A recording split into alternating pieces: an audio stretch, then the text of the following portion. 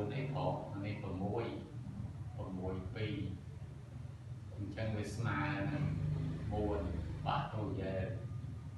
ចែកឲ្យ2បាក់តូយ៉ែលគុណនឹង2បាក់តូយ៉ែលគុណឲ្យ6បាក់តូយ៉ែលចែកឲ្យ4បាក់តូយ៉ែលគុណនឹង2បាក់តូយ៉ែលមើលលេខនេះគឺលេខនេះសាសិនណា4បាក់តូយ៉ែលសម្រួល4ចោលមានសល់3គុណនឹង4នេះទៅចែកនឹង2សម្រួល2នេះចែកមក6អស់ណានឹង2គុណ3 6មើលនេះសម្រួលទាំង4នៅសល់5គុណនឹង6 2បាក់តូយ៉ែលគឺ2សម្រួល2ចោលអានេះគឺនៅសល់3អញ្ចឹង15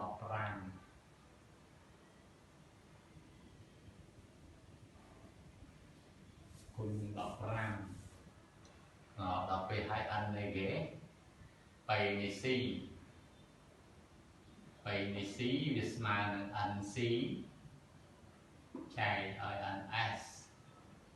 nc ស្មើនឹង6គុណនឹង15ចែកឲ្យ210អា15នេះយើងធ្លាប់ប្រមូលភាសាហើយនេះ11លើ14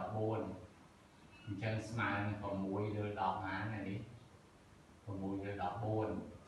6លើ14សម្រួលវានឹង2ចោលទៀតមកវានៅសល់3លើម៉ាន3លើ7នេះសល់3លើ7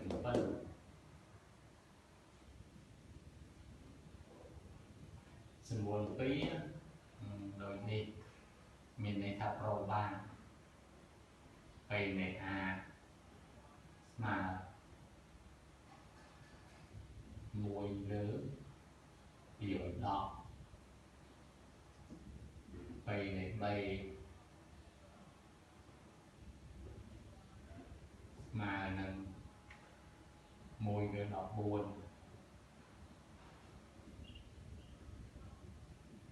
3សេមក3លើ7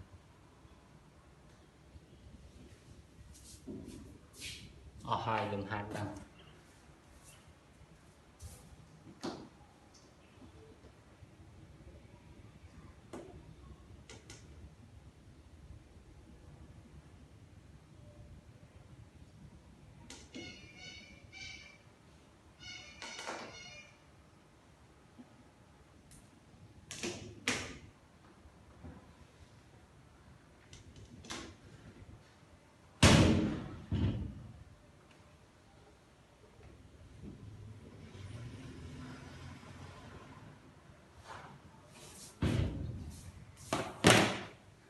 បានតែប៉ុណ្ណឹងចប់ខ្លីៗទៀតណាឃើញទេប្រយ័ត្នធ្វើអត់កើត